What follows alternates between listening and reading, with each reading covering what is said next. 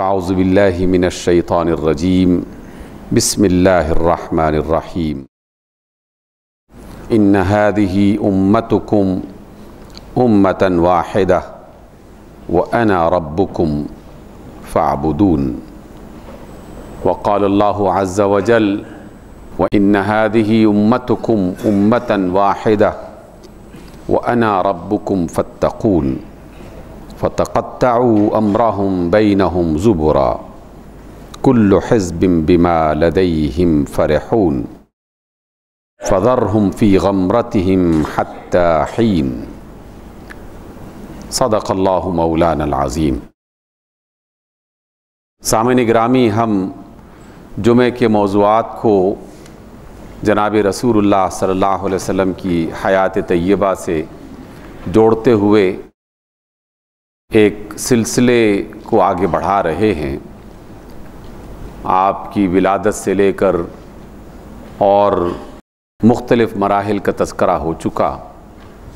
اب ایک ایسے مرحلے کا تذکرہ ہم کر رہے ہیں کہ جس میں رسول اللہ صلی اللہ علیہ وسلم اپنی عمر کے اعتبار سے کم و بیش 16-17 برس میں پہنچ چکے تھے کہ مکہ میں بنو قیس کا ایک قبیلہ اور اس میں دیگر کچھ اور قبائل موجود تھے، ان کی طرف سے قریش کے خلاف ایک لڑائی اور جنگ کا آغاز ہوا، اور اس جنگ میں سراسر غلطی بنو قیس کی تھی۔ وہ ایک تعصب میں مبتلا تھے، اور دوسری بڑی غلطی یہ تھی کہ یہ جنگ اور یہ لڑائی اس مہینے میں شروع ہوئی کہ جو ان 4 محترم مہینوں میں شمار ہوتا تھا، جسے عرب کے لوگ رسول اللہ صلی اللہ علیہ وسلم کی بعثت سے پہلے بھی حرام مہینے سمجھا کرتے تھے، اور جس کا تذکرہ پھر آپ علیہ السلام نے بعد میں کیا،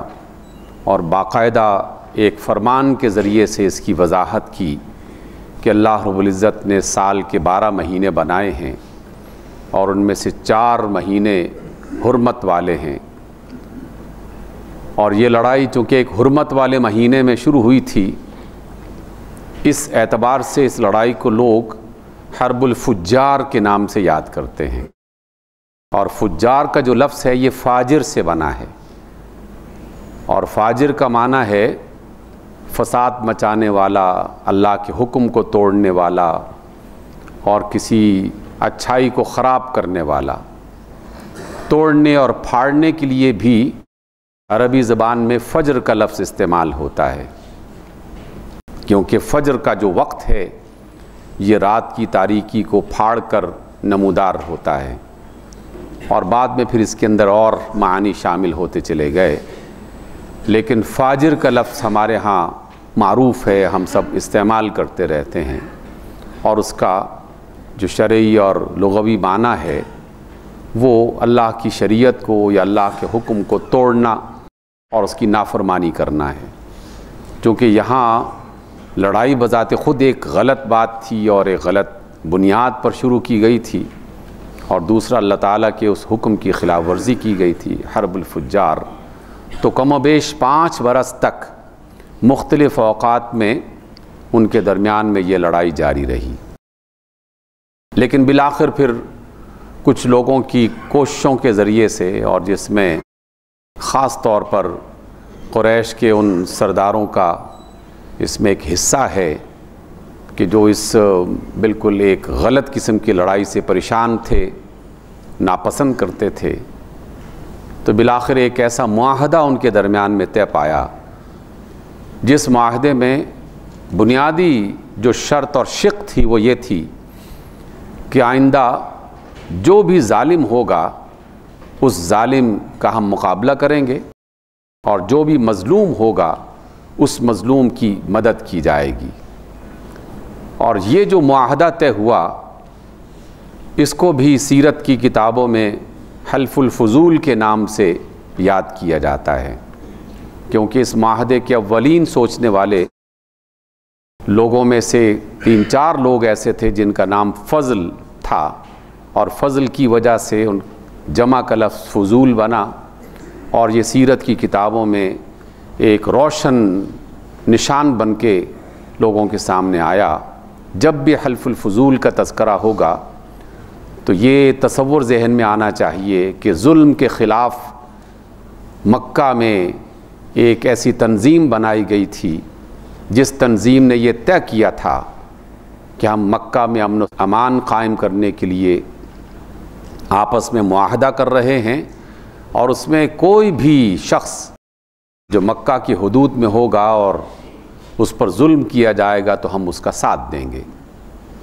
اسی دوران ایک واقعہ بھی مختصر سا رونما ہوا کہ یمن کا ایک تاجر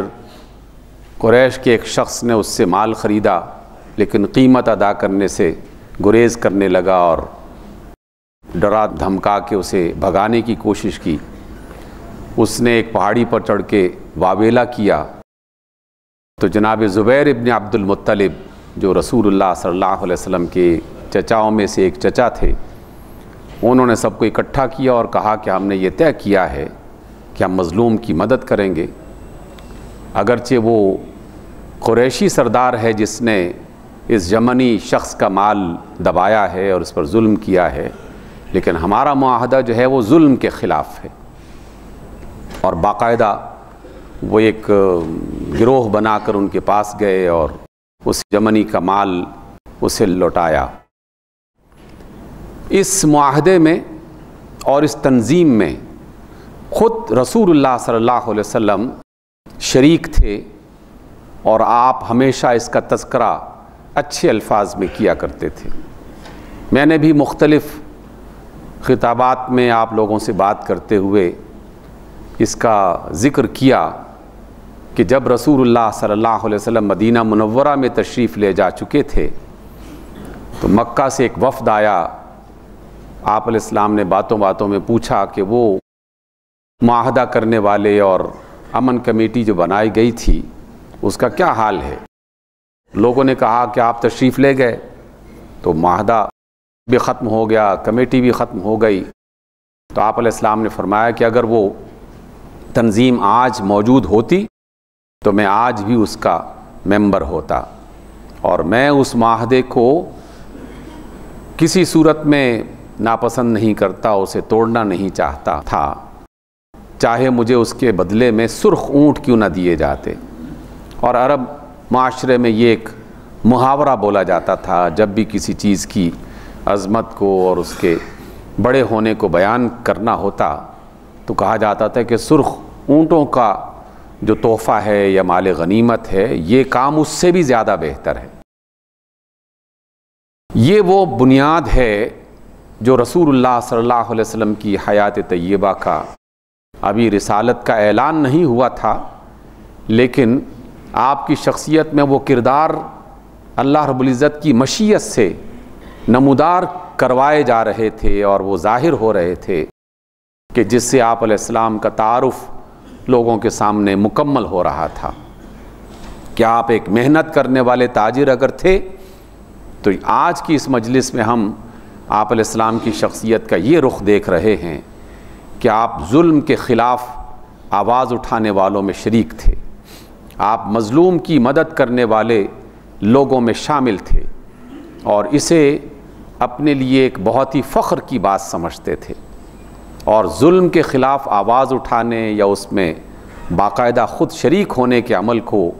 آپ نے فرمایا کہ اگر اس کے بدلے میں مجھے سرخ اونٹ بھی دیے جاتے تو میں اسے کسی صورت میں قبول نہ کرتا۔ سامعین گرامی،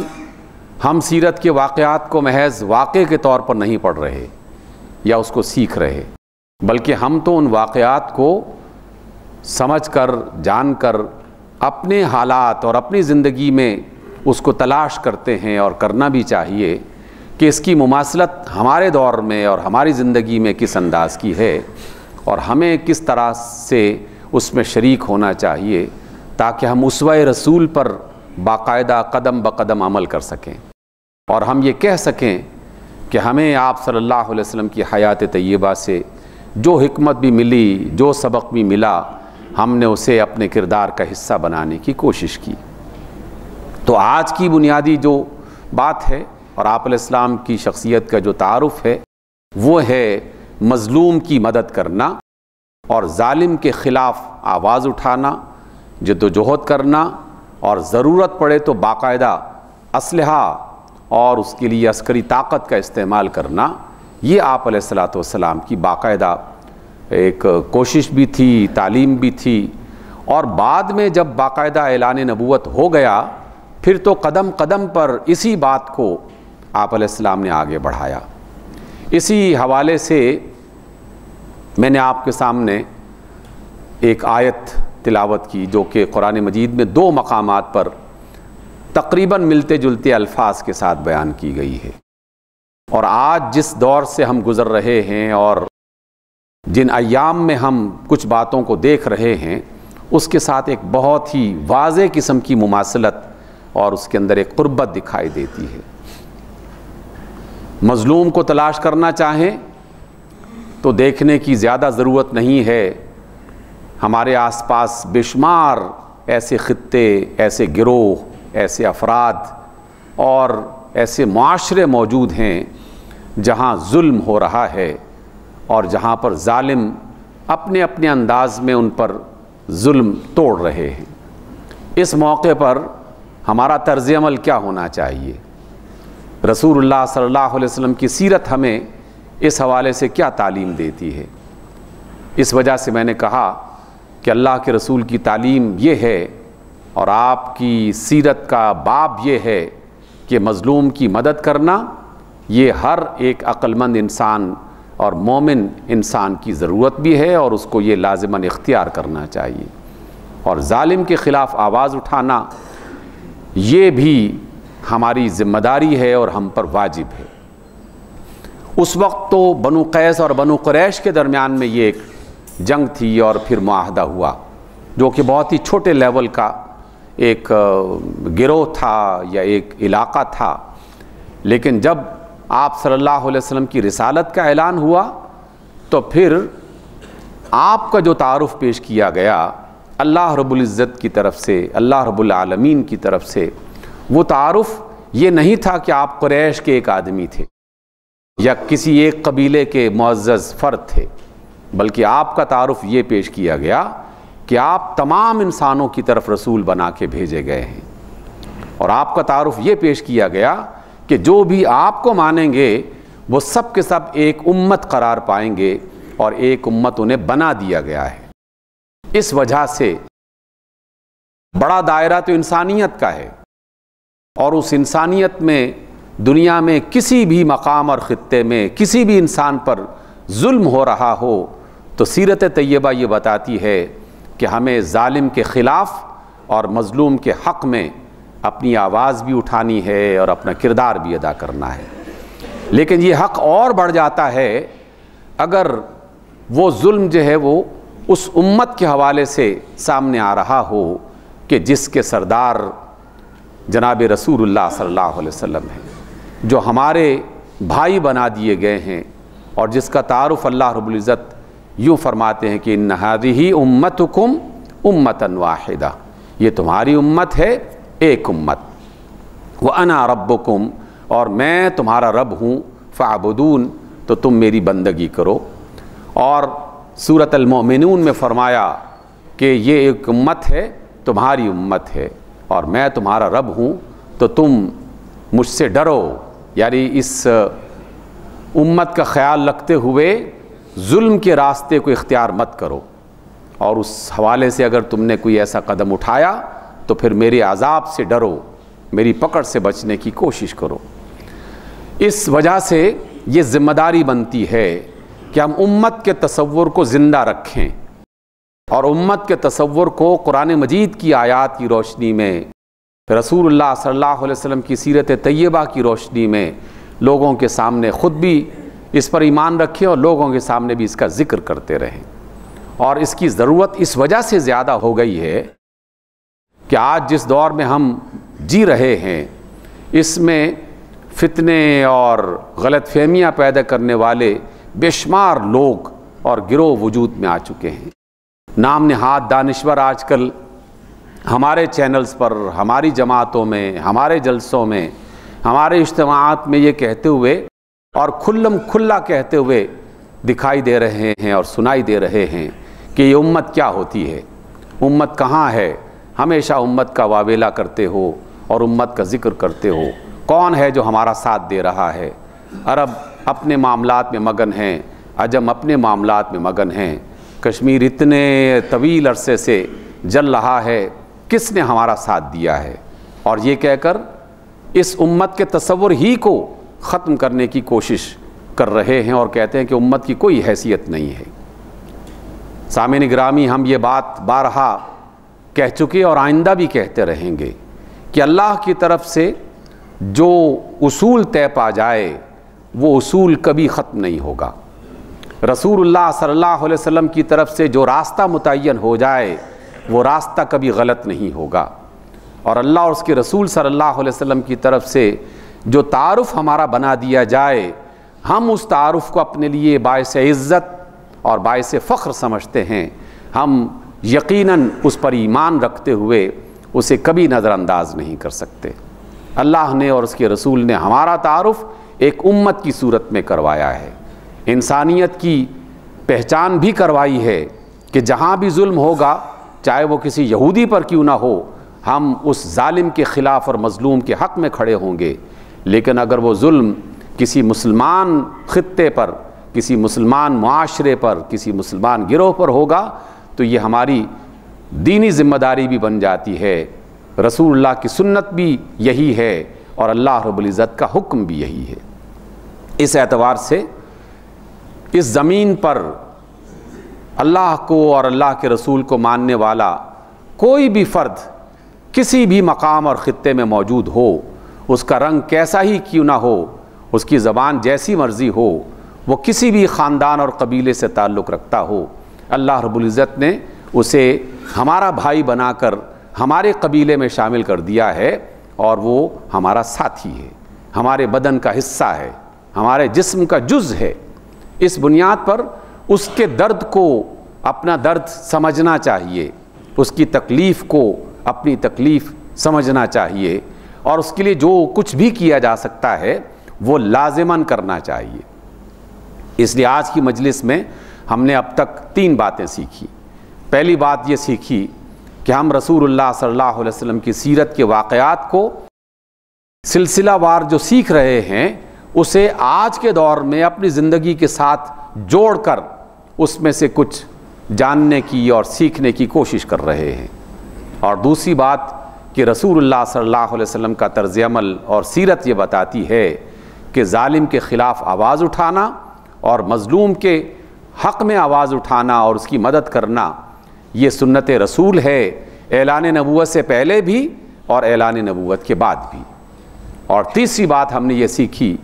کہ اس دنیا میں جہاں کہیں اللہ کو اور اللہ کے رسول کو ماننے والا کوئی بھی شخص موجود ہے جو لا الہ الا اللہ محمد رسول اللہ پر ایمان رکھتا ہے، وہ ہمارے خاندان کا آدمی ہے، وہ ہمارے قبیلے کا شخص ہے، اور وہ ہمارا بھائی ہے، ہمارے جسم کا ایک حصہ ہے۔ سامعین گرامی، چوتھی بات جو اس حوالے سے بطور خاص میں آپ کی خدمت میں پیش کرنا چاہتا ہوں وہ یہ کہ جب ہم یہ ایمان رکھتے ہیں اور قرآن اور اللہ کے رسول کا یہ فرمان اور حکم ہے کہ تم امت ہونے کے ناطے سے مظلوم کے درد کو محسوس کرو اور ظالم کے خلاف کچھ بھی جو کر سکتے ہو اسے کرو، تو پھر یہ محض ایک دعویٰ نہیں ہے بلکہ اسے حقیقت بنانا یہ لازم ہے، کیونکہ انسانی دنیا میں ہم ایک دوسرے کے بارے میں بہت کچھ نہیں جانتے، ہم بہت کچھ غلط بھی کہہ سکتے ہیں، بہت کچھ چھپا بھی سکتے ہیں، فریب بھی دے سکتے ہیں، لیکن جس اللہ سے ہم معاہدہ کر رہے ہیں اور جس اللہ کی رضا کو حاصل کرنے کے لیے ہم اس ایمان کا تذکرہ کر رہے ہیں، اس اللہ پر ایمان یہ بتاتا ہے کہ ہمارا رب اور ہمارا مالک وہ سمیع بھی ہے اور بصیر بھی ہے۔ سمیع جو ہر بات کو ہر کیفیت میں سنتا ہے، اور بصیر جو ہر حال کو ہر کیفیت میں دیکھتا ہے۔ وہ دیکھنے والی ہستی اور سننے والی ہستی ہے، وہ جانتا ہے اللہ رب العزت اور پورے طریقے سے جانتا ہے کہ جو بیانات دیے جا رہے ہیں اس میں صداقت کتنی ہے، اس میں سچائی کتنی ہے، اور جو کام کیے جا رہے ہیں ان کاموں کی حقیقت کیا ہے۔ اس لیے اپنے بیانات کے ذریعے سے اور اپنی تقاریر کے ذریعے سے انسانوں کو دھوکہ دیا جا سکتا ہے، معاشروں کو فریب میں مبتلا کیا جا سکتا ہے، اللہ کو نہیں کیا جا سکتا۔ اس کے سامنے ہر چیز ریکارڈ ہے اور وہ ہر چیز کی حقیقت کو جانتا ہے، اور عملی اقدامات اس کے بارے میں بھی انسانوں کو فریب دیا جا سکتا ہے، اقوام متحدہ کے سامنے یا غیر متحدہ کے سامنے غلط بیانی ہو سکتی ہے، دھوکہ دیا جا سکتا ہے، لیکن کائنات کے رب کو دھوکہ نہیں دیا جا سکتا۔ اس لیے ہر لفظ اس کے ہاں ایک حقیقت ہے، اور اس حقیقت کے مطابق وہ فیصلہ کرے گا کہ ان کے ساتھ اچھا معاملہ کرنا چاہیے یا ان پر عذاب نازل کرنا چاہیے، ان پر رحم کا اور مہربانی والا معاملہ کرنا چاہیے یا ان کی پکڑ کرنی چاہیے، اس لیے کہ وہ حقائق کو جانتا ہے اور اندرونی معاملات سے باخبر ہے۔ اس حوالے سے بھی ہمیں اچھی طریقے سے ان معاملات کو دیکھنا چاہیے، اور اللہ اور اس کے رسول صلی اللہ علیہ وسلم کے اس فرمان کو تازہ کر لیں، اور یہ فرمان ہم بارہا بیان کر چکے اور آئندہ بھی کرتے رہیں گے، کیونکہ اس موضوع کے ساتھ اس کا بہت گہرا تعلق ہے۔ رسول اللہ صلی اللہ علیہ وسلم فرماتے ہیں، جناب عباس رضی اللہ تعالیٰ نے اس کو بیان کرتے ہیں کہ آپ نے فرمایا کہ اللہ رب العزت نے مجھ سے یہ کہا ہے، وَعِزَّتِي وَجَلَالِي، مجھے قسم ہے اپنی عزت کی اور مجھے قسم ہے اپنے جلال کی، لَأَنْتَقِمَنَّ مِنَ الظَّالِمِ فِي عَاجِلِهِ وَآجِلِهِ، کہ میں ظالم سے انتقام لازماً لوں گا، جلد لے لوں یا دیر کر دوں، اس کا فیصلہ وہ اپنی مرضی سے کرے گا۔ اللہ رب العزت نے یہ اپنی عزت کی قسم اور اپنے جلال کی قسم کھا کے فرمایا کہ میں نے ظالم کو چھوڑنا تو نہیں ہے، میں نے اسے انتقام تو لینا ہے، جلد لے لوں یا تاخیر سے لوں یہ اس کا فیصلہ ہے، لیکن یہ فیصلہ وہ کر چکا ہے، یہ اعلان اس نے کر دیا ہے۔ اس لیے ظالم کسی بھی شکل میں ہوں، چاہے وہ کشمیر پر ظلم کر رہے ہوں، فلسطین پر ظلم کر رہے ہوں، شام کے علاقے میں، ایران کے کسی خطے میں، بر صغیر کے کسی علاقے میں، یا خود مسلم ممالک کے کسی خطے میں بھی جو بھی ظلم کر رہا ہے، اللہ رب العزت کے علم میں ہر چیز بالکل واضح ہے۔ اس لیے ظالم یہ مت سمجھیں کہ انہیں کوئی پوچھ نہیں رہا یا ان کے خلاف کوئی کھڑا نہیں ہو رہا تو وہ بچے رہیں گے۔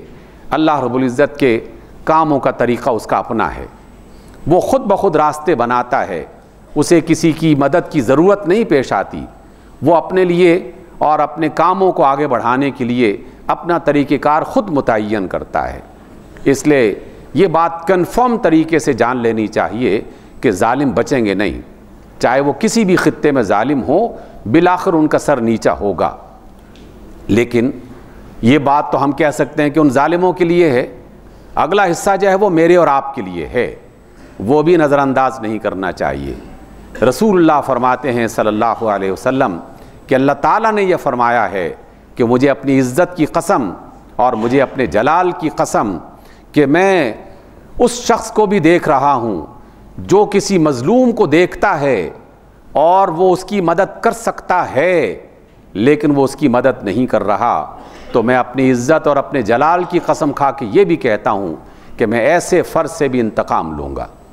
ایسے معاشرے سے بھی انتقام لوں گا کہ جو کسی مظلوم کو دیکھے،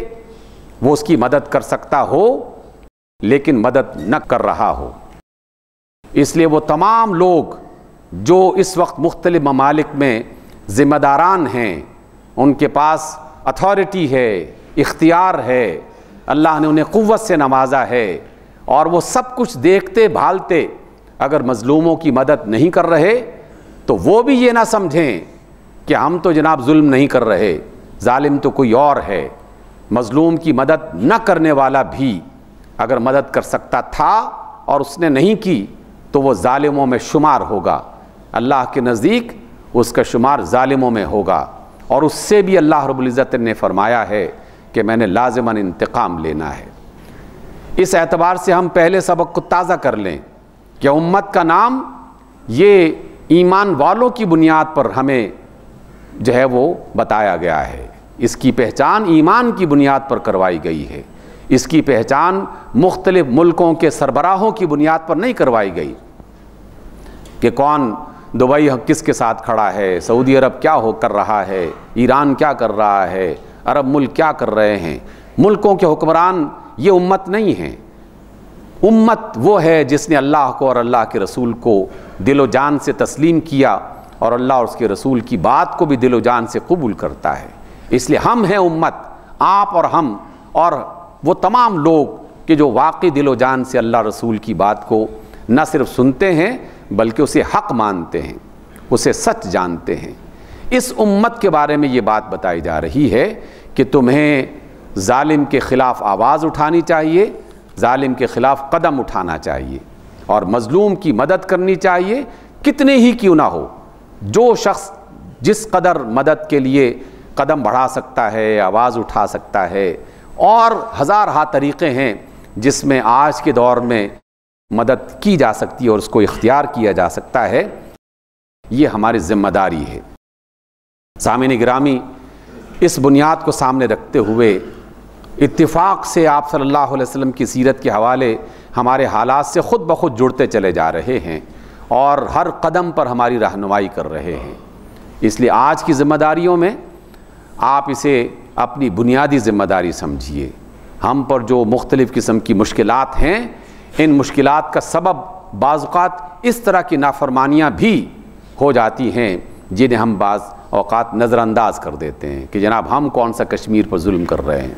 خاموشی بذات خود اللہ تعالیٰ کی ناراضگی کا سبب بنتی ہے اور اللہ تعالیٰ کی ناراضگی کے مختلف پھر جو ہے وہ اس کے نشانات ظاہر ہونے لگتے ہیں. اس لیے آج کی ان آیات کو ہمیں تازہ کرنا چاہیے. اللہ اور اس کے رسول صلی اللہ علیہ وسلم کا فرمان گرامی اپنے ذہن میں تازہ رکھتے ہوئے جو شخص جو کردار ادا کر سکتا ہے اپنے اس کردار کو تازہ کرے اور اسے آگے بڑھائے. اقول قولی ھذا واستغفر اللہ لی ولکم.